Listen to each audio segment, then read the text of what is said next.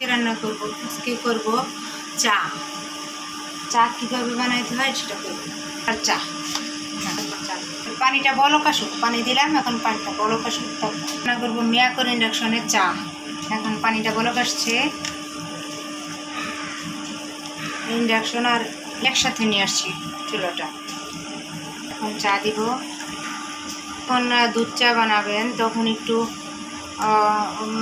চাটা ঘন করে বানাইতে হবে, তাহলে চাটা মজা হবে।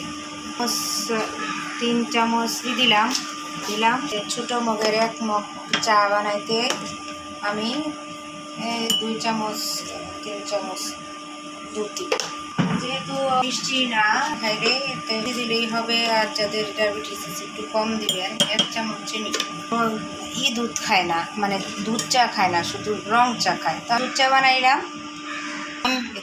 দিচ্ছি চাটা।